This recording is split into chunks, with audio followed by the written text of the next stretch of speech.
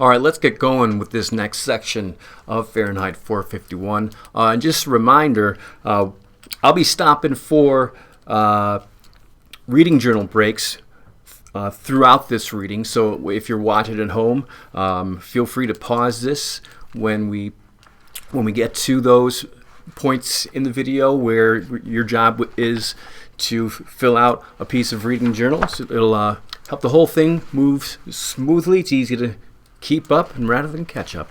All right, so we left off on page 7, bottom of page 7, where Clarice and Guy Montag, they were chatting and walking, and she asked, "Are you happy?" And then she ran away. And that takes us to the top of page 8. And this is all new stuff, all right? So here we go. Happy of all the nonsense. He stopped laughing. He put his hand into the glove hole of his front door and let it know his touch. The front door slid open. "Of course I'm happy." "What does she think, I'm not?" he asked the quiet rooms. He stood looking up at the ventilator grill in the hall and suddenly remembered that something lay hidden behind the grill, something that seemed to peer down at him now. He moved his eyes quickly away. "Hey, put that in your back pocket. That'll probably come back." What a strange meeting on a strange night. He remembered nothing like it save one afternoon a year ago when he had met an old man in the park and they had talked. Put that in your back pocket too. We'll use that. Not today, but soon. Montag shook his head. He looked at a blank wall.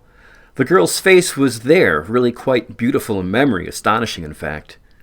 She had a very thin face, like the dial of a small clock seen faintly in a dark room in the middle of a night when you waken to see the time and see the clock telling you the hour and the minute and the second with a white silence and a glowing all certainty in knowing what it has to tell of the night passing swiftly on towards further darkness but moving also toward a new sun. "What?" asked Montag of that other self. The subconscious idiot that ran babbling at times, quite independent of will, habit, and conscience.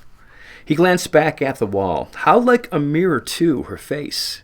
Impossible, for how many people did you know that refracted your own light to you? People were more often, he searched for a simile, found one in his work, torches blazing away until they whiffed out. How rarely did other people's faces take a view and throw it back to you, your own expression, your own innermost trembling thought.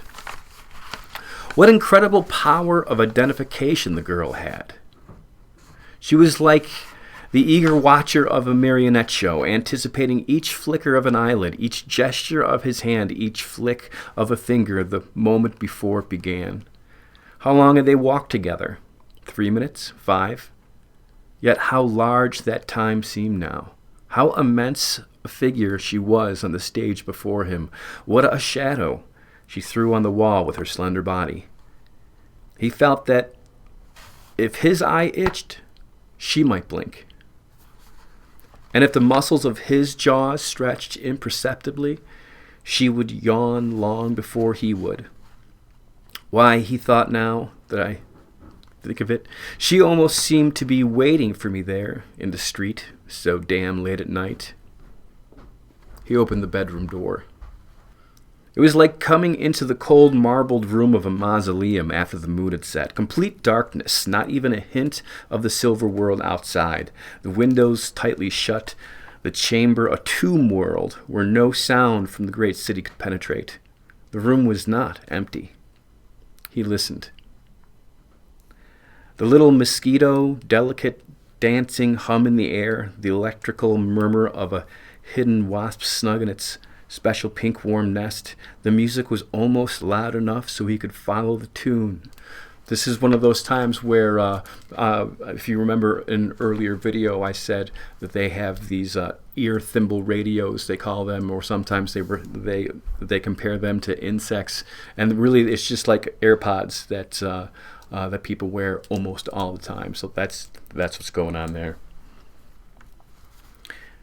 He felt his smile slide away, melt, fold over and down on itself like a tallow skin, like the stuff of a fantastic candle, burning too long and now collapsing and now blown out. Darkness. He was not happy. He was not happy. He said the words to himself. He recognized this as the true state of affairs. He wore his happiness like a mask, and the girl had run off across the lawn with the mask, and there was no way of going to knock on her door and ask for it back. All right, we're going to stop there for a reading journal entry. So on the left, I gave you some stuff. I got page 9. I got a quote from page 9. He wore his happiness like a mask, and the girl had run off across the lawn with the mask. Now, on the right, what I'd like you to do is explain that quote on the left. And if you tell me that, there's a pandemic, that's why he was wearing a mask. And nope, this is not a here and now type scenario. And, you know what? I got faith in you. I think you could do a pretty good job on this. So take care of that reading journal entry. I'll wait. All right, let's get back. We're on top of page 10 now. Without turning on the light, he imagined how this room would look. His wife stretched on the bed, uncovered and cold, like a body displayed on the lid of a tomb, her eyes fixed to the ceiling by invisible threads of steel, immovable, and in her ears, the little seashells, the thimble radios tamped tight, an electronic ocean of sound, of music and talk coming in on the shore of her unsleeping mind. The room was indeed empty. Every night the waves came in and bore her off on their great tides of sound, floating her wide-eyed toward morning. There had been no night in the last 2 years that Mildred had not swum that sea, had not gladly gone down in it for the 3rd time. The room was cold, but nonetheless he felt he could not breathe. He did not wish to open the curtains and open the French windows, for he did not want the moon to come into the room. So with the feeling of a man who will die in the next hour for lack of air, he felt his way towards his open, separate, and therefore cold bed. An instant before his foot hit the object on the floor, he knew he would hit such an object. It was not unlike the feeling he had experienced before turning the corner and almost knocking the girl down. His foot, sending vibrations ahead, received back echoes of the small barrier across its path even as the foot swung. His foot kicked. The object gave a dull clink and slid off in darkness. He stood very straight and listened to the person on the dark bed in the completely featureless night. The breath coming out of the nostrils was so faint it stirred only the furthest fringes of life, a small leaf, a black feather, a single fiber of hair. He still did not want outside light. He pulled out his igniter, felt the salamander etched on its silver disc, gave it a flick. 2 moonstones looked up at him in the lights of his small handheld fire. 2 pale moonstones, buried in a creek of clear water over which the life of the world ran, not touching them. These moonstones, they're a metaphor for his wife's eyes. They're blank. Mildred. Her face was like a snow-covered island upon which rain might fall, but it felt no rain, over which clouds might pass their moving shadows, but she felt no shadow. There was only the singing of the thimble wasps in her tamped-shut ears, and her eyes all glass, and breath going in and out softly, faintly, in and out of her nostrils, and her not caring whether it came or went or came. The object he had sent tumbling with his foot now glinted under the edge of his own bed, the small crystal bottle of sleeping tablets, which earlier today had been filled with 30 capsules, and which now lay uncapped and empty in the light of the tiny flare. As he stood there, the sky over the house screamed. I'm going to explain this before we get into it. There's going to be here and there sprinkled throughout the novel hints of escalating conflict, perhaps escalating to war. That's just kind of in the background right now. So when these things come up and they seem like, where is this coming from? That's where it's coming from. All right, so let's get back to that paragraph. As he stood there, the sky over the house screamed. There was a tremendous ripping sound as if two giant hands had torn 10,000 miles of black linen down the seam. Montag was cut in half. He felt his chest chopped down and split apart. The jet bombs going over. 1, 2, 1, 2, 1, 2, 6 of them, 9 of them, 12 of them, one and one and one and one and another and another and another did all the screaming for him. He opened his own mouth and let their shriek come down and out between his bared teeth. The house shook. The flare went out in his hand. The moonstone vanished. He felt his hands plunge toward the telephone. The jets were gone. He felt his lips move, brushing the mouthpiece of the phone. Emergency hospital, a terrible whisper. He felt that the stars had been pulverized by the sound of the black jets, and that in the morning the earth would be as though he stood shivering in the dark and let his lips go on moving and moving. They had this machine. They had two machines, really.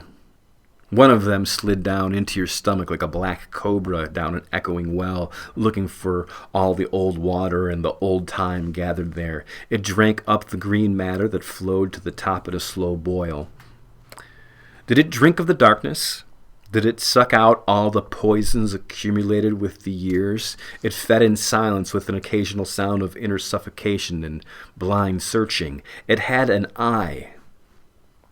The impersonal operator of the machine could, by wearing a special optical helmet, gaze into the soul of the person whom he was pumping out. What did the eye see? He did not say. He saw, but did not see what the eye saw. The entire operation was not unlike the digging of a trench in one's yard. The woman on the bed was no more than a hard stratum of marble they had reached. Go on anyway, shove the board down, slush up the emptiness, if such a thing could be brought out in the throb of the suction snake. The operator stood smoking a cigarette. The other machine was working too. The other machine was operated by an equally impersonal fellow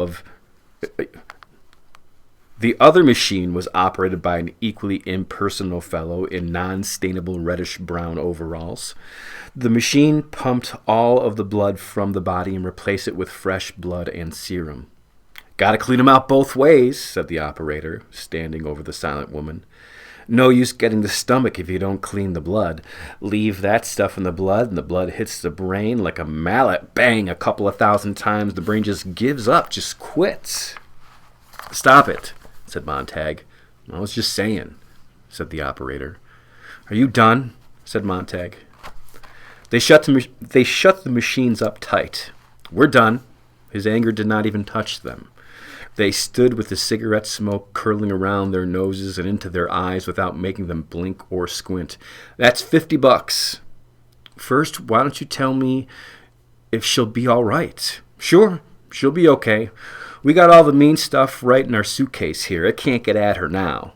As I said, you take out the old and put in the new, and you're okay." "Neither of you's an MD. Why didn't they send an MD from emergency?" "Hell," the operator's cigarette moved on his lips. "We get these cases 9 or 10 a night. Got so many starting a few years ago, we had the special machines built. With the optical lens, of course, that was new. The rest is ancient.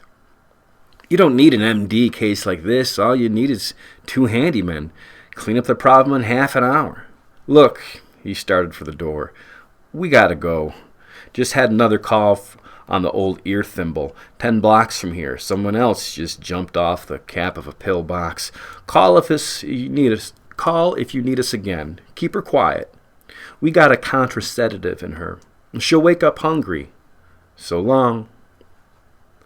And the men with the cigarettes in their straight-lined mouths, the men with the eyes of puff adders, took up their load of machine and tube, their case of liquid melancholy and the slow dark sludge of nameless stuff, and strolled out the door. Montag sank down into a chair and looked at this woman. Her eyes were closed now, gently, and he put out his hand to feel the warmness of breath on his palm. "Mildred," he said at last. All right, we're going to stop there for our next entry. So for this entry on the left-hand side, I want you to describe what happened with the two men and the machines that saved Mildred. All right, what was their deal? You don't have to use quotes. You could use some phrases that you came across in that section if you like, but just give us a couple sentences of that encounter. Now let's take a look at the right side. I got a couple questions there. The previous entry we talked about Montag's happiness. So let's take a look at this question. Is Montag really happy? All right. Follow-up question. Is Mildred happy? Mildred is his wife. I know we haven't really met her very much yet, but mostly she's just been lying still. These should be pretty easy questions to answer. And then below that, I gave you a doodad. I got they get so many calls they have to send technicians rather than doctors, because let's face it, this is a pretty intense situation. It's a emergency medical situation. I mean, Mildred just maybe took as many as 30 sleeping pills, but yet they send technicians, and boy, they sure do have a lot of these calls. So what does this say? Here's what I'd like you to do here. Answer this question. What does it say about the mood of this society in general if this is what's happening? All right, so I think we're going to cap it there for today. We'll see how chunking the novel with this much reading journal works for us. I got a pretty good feeling about it, but all right. So we'll see you tomorrow with more reading journal and more Fahrenheit 451. See ya.